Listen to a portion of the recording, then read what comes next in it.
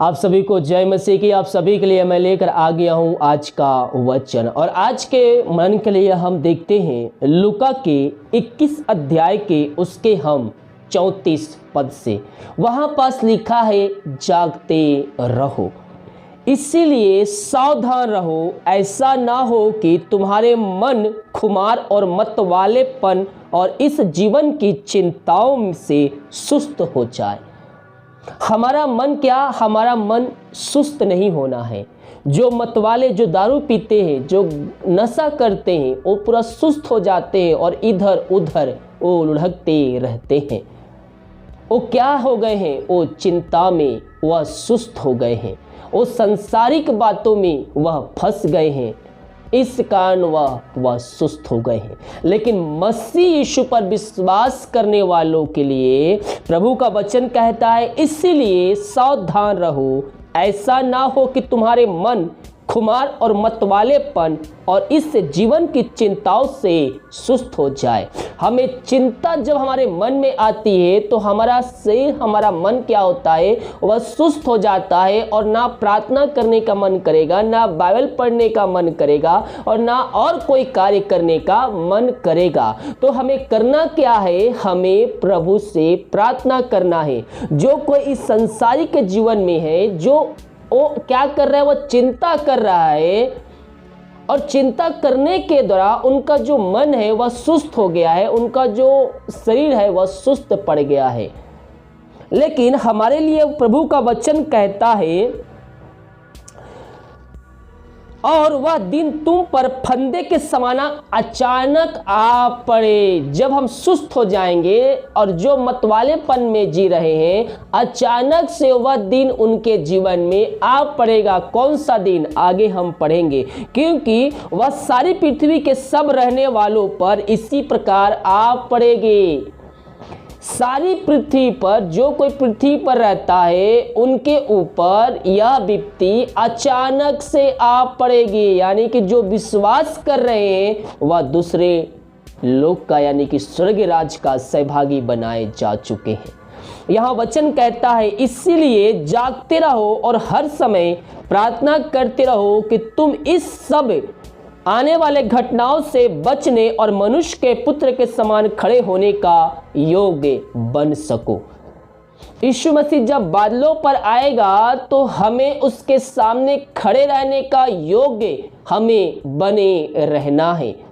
और जो कोई चिंताओं में पड़ा है, जो कोई सुस्त पड़ गया है, वह उसके सामने खड़ा नहीं रह सकता मेरे प्रियो, क्योंकि वह सांसारिक बातों के लिए चिंता कर कर अपने आप को वह सुस्त कर रहा है और शैतान के पास से जा रहा है। इसलिए कहता है सावधान रहो, ऐसा ना हो कि तुम्हारे मन खुमार और मतवाले और इस जीवन की चिंताओं से सुस्त हो जाए।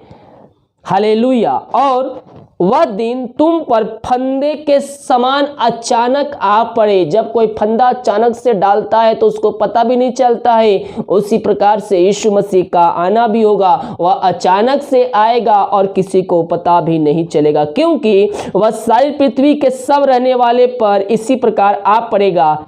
इसीलिए किसके लिए कहा गया है? जो विश्वासी है।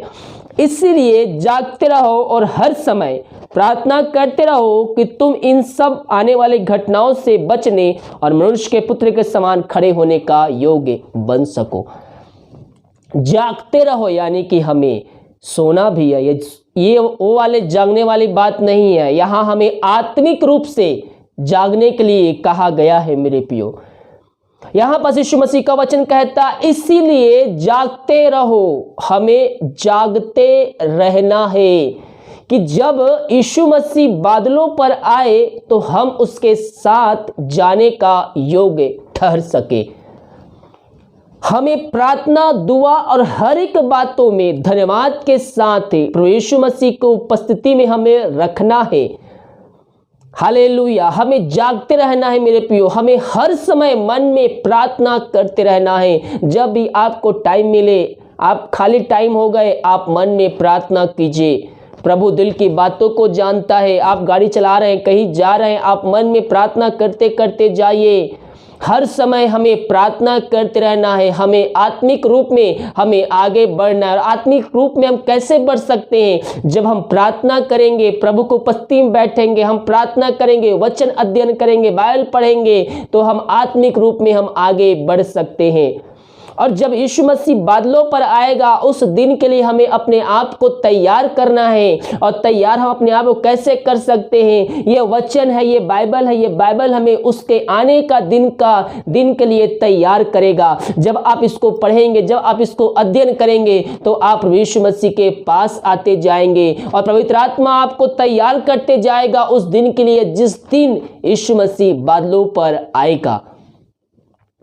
यहां वचन क्या कहता है? इसीलिए जागते रहो और हर समय प्रार्थना करते रहो कि तुम इन सब आने वाली घटनाएं, महामारियां, ये सब घटनाओं से बचे रहना है। तो हमें क्या करना होगा? हमें प्रार्थना करना होगा, प्रभु यीशु मसीह के वचनों पे चलते रहना है, हमें उसकी आज्ञाओं को पालन करते रहना है। घटनाओं यानी कि बहुत सी घटनाएं, महामारियां, बीमारियां, संकट, कलेश से आने वाली है। जो कुछ इसमें लिखा जा चुका है वह होता आया है और आगे भी होता रहेगा। भविष्यवाणियां पूरी होती आई है और आगे भी भविष्यवाणियां पूरी होती रहेगी। यहां वचन साफ साफ हमें चेताता है मेरे प्रियो, समझने वाले पवित्र आत्मा के द्वारा समझे कि वचन क्या कहना चाहता है। इसलिए जागते रहो और हर समय प्रार्थना करते रहो। ध्यान से पढ़िए, तुम इन सब आने वाली घटनाओं से बचने और मनुष्य के पुत्र के सामने खड़े होने का योग्य बनो। यहां पास नोट कीजिए, तुम इन सब आने वाली घटनाओं यानी कि बहुत सी घटनाएं आने वाली है। घटनाओं लिखा है यानी कि बहुत सी घटनाएं आएंगी, महामारी आएगा, बीमारी आएगा। एक कोरोना वायरस पूरा दुनिया को हिला के रख दिया, पूरी दुनिया को हिला के रख दिया कि क्या अमीर और क्या गरीब सब एक समान है। पहले किसी के पास टाइम नहीं रहता था, जब लॉकडाउन आया तो समय ही समय आया। इसलिए मेरे प्रियो, हमारा जीवन चाहे कितना भी व्यस्त क्यों ना हो, हमें प्रभु के लिए टाइम निकालना है, प्रार्थना करना है, उसके उपस्थिति में बैठना है। हमें नहीं कहना है कि मेरे पास समय नहीं है प्रार्थना करने का, बाइबल पढ़ने का। ऐसा समय आ गया कि महीनों महीनों आपके घर में रहना पड़ा। उस समय कहां से आया? मेरे प्रियो, आज हम जीवित पाए गए हैं, इस बात के लिए हम प्रभु को धन्यवाद दें। हर एक महामारियों से, घटनाओं से, बीमारियों से प्रभु यीशु ने हमको बचाए रखा है।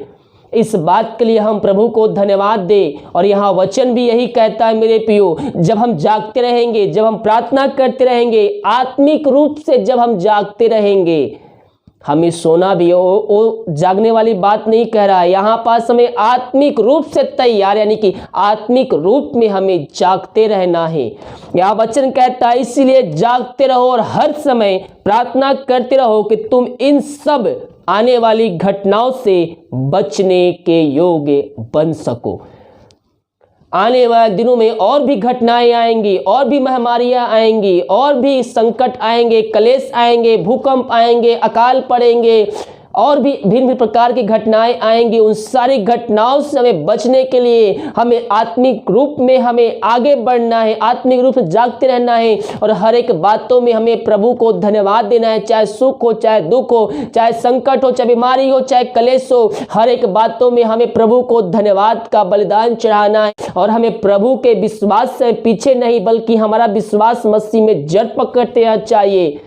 चाहे बीमारियां आ जाए, चाहे संकट आ जाए, चाहे क्लेश आ जाए, हमें प्रभु को हर एक बातों में धन्यवाद का बलिदान चढ़ाना है। और हर एक परिस्थितियों में हमें उसके ऊपर विश्वास रखना है। मेरे प्रियो, हमें जब हम महामारियों से बचना है, घटनाओं से बचना है, संकटों से बचना है, क्लेशों से बचना है, तो हमें प्रार्थना करते रहना होगा, आत्मिक रूप में हमें आगे बढ़ते रहना होगा। तो ही हम आने वाली घटनाओं से हम बचाए जाएंगे।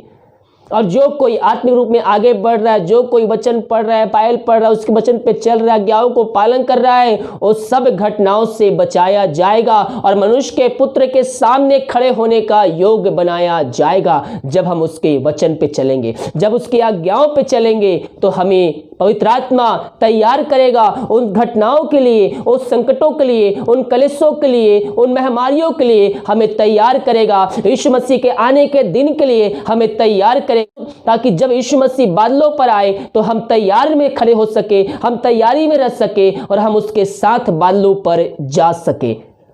हालेलुया। जो कोई तैयार नहीं रहेगा वहीं रह जाएगा, यहीं रह जाएगा और बाकी उसके साथ ऊपर चले जाएंगे, स्वर्ग राज में सहभागी हो जाएंगे। जीवन की पुस्तक खोली जाएगी, जिसका जीवन के पुस्तक में नाम लिखा जाएगा वह स्वर्ग राज में सहभागी बने प्राप्त करेगा, नहीं तो वह नरक के कुंड में डाला जाएगा। इसलिए हम अभी से जीवन की पुस्तक में नाम लिखने वाले हो जाए, और जिसको लिखा चुका है नाम, उस पुस्तक में नाम को बनाए रखने के लिए वो प्रभु के वचनों पे चलते रहना है। बहुत से लोग बेफिक्र हो जाते हैं, मैंने बपतिस्मा ले लिया है, अपने जीवन का उद्धार करता स्वीकार कर लिया यीशु मसीह को, अब मेरे मन में जो कुछ आए वो मैं कर सकता हूँ, क्योंकि मेरा नाम जो है स्वर्ग राज में लिखा चुका है, अब मैं जो चाहूँ वो मैं कर सकता हूँ। आप अगर ऐसा सोच रहे तो बहुत ही गलत सोच रहे, क्योंकि जिसको लिखने का अधिकार है उसको वहां से काटने का भी अधिकार है। हमने अपने जीवन का उद्धार करते यीशु मसीह को स्वीकार कर लिया है, हमारा नाम जीवन के पुस्तक में लिखा चुका है, हम वचन पे चल रहे हैं, हमारा नाम उसके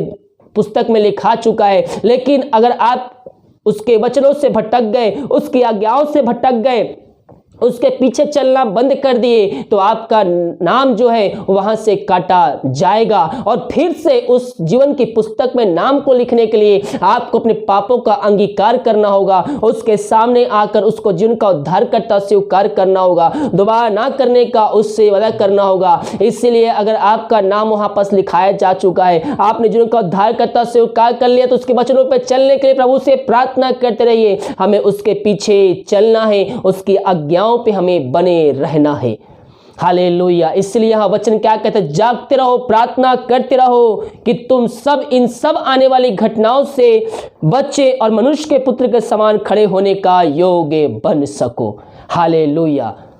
हमें पवित्र आत्मा उस दिन के लिए तैयार करेगा, क्या सही और क्या गलत है वो हमें बताएगा। इसलिए हमें उसके वचनों पे चलना है, पवित्र आत्मा का दान प्रभु यीशु से मांगना है, वो हमें देने के लिए तैयार है। प्रभु वचनों के द्वारा हम सबको आशीष प्रदान करे। आइए हम एक छोटी सी प्रार्थना की ओर चलते। धन्य यीशु राजा, तेरा नाम की महिमा हो, स्तुति हो, प्रशंसा हो, ग्लोरी ग्लोरी ग्लोरी। धन्य यीशु राजा, तेरा नाम की महिमा हो। धन्य यीशु राजा, पिता परमेश्वर धन्यवाद तेरे सुंदर वचन के लिए पिता, दीमक कार्य में अगुवाई किया पिता ने में सहायता किया और एक सुनहरा अवसर प्रदान किया पिता, कि हम तेरी उपस्थिति में बैठ कर स्तुति आराधना कर सके पिता। हम धन्यवाद देते, जो वचन बोया गया है पिता, इनके जीवन 30 गुना 60 गुना 100 गुना फलवंत होने पाए पिता। हाँ प्रभु जी, अपने राज्य के लिए पिता इन सबको तैयार करे पिता, जब तू बादलों पर आए हम सब तेरे साथ सामने खड़े होने का योग हो सके पिता। प्रभु जी, इन सारे भाई बहनों को तेरे हाथों में सौंपते, पवित्र आत्मा के द्वारा उस दिन के लिए इन सबको तैयार करिए पिता परमेश्वर। वचन को समझने के लिए पवित्र आत्मा के द्वारा समझाने में सहायता करिए पिता, यही प्रार्थना करते हैं खुदावन। वचनों पर चलने के लिए, उसमें बने रहने के लिए पवित्र आत्मा के द्वारा सहायता करिए इन सारे भाई बहनों का, जिनका विश्वास कमजोर है पिता। पवित्र आत्मा के द्वारा उनका विश्वास मसीह यीशु में जड़ पकड़ते जाए पिता, ये पीछे हटने वाले नहीं बल्कि तुझ पर विश्वास करने वाले हो जाए। यही प्रार्थना करते, सारा आदर महिमा प्रशंसा हम तुझ को अर्पित करते, धन्यवाद के बलिदान तेरे चरणों में चढ़ाते हैं। जो कोई चिंताओं में पड़े हुए हैं पिता, जो इनको चिंताएं सुस्त कर रही है पिता परमेश्वर, प्रार्थना करने से पिता इनको अलग कर रही है पिता, वो चिंताओं को इनके जीवन से इसी क्षण इनके जीवन से निकलने की घोषणा करते हैं। जो बीमारी है पिता परमेश्वर, इनको हम बीमारियों को तेरे हाथों में सौंपते हैं, तेरे नाम से इनको चंगाई की घोषणा करते हैं। प्रार्थना जिस घर में चले पिता वहां उद्धार आने पाए, हर एक व्यक्ति अपने जीवन का उद्धार करता स्वीकार करके तेरे नाम की महिमा करने वाले हो जाए, वो अपने पापों की क्षमा तुझसे मांगने वाले हो जाए। यही प्रार्थना करते हैं, प्रार्थना सुना। धन्यवाद यीशु पद आशीष मांगते हैं, शुद्ध दयास ग्रहण कर। आमीन आमीन और आमीन। हालेलुया। वीडियो को लाइक कमेंट शेयर कीजिए, ताकि और भाई बहनों यीशु मसीह को जानकर अपने जीवन का उद्धार करता प्रभु यीशु मसीह को स्वीकार करके अनंत जीवन का सहभागी बन जाए। God bless you.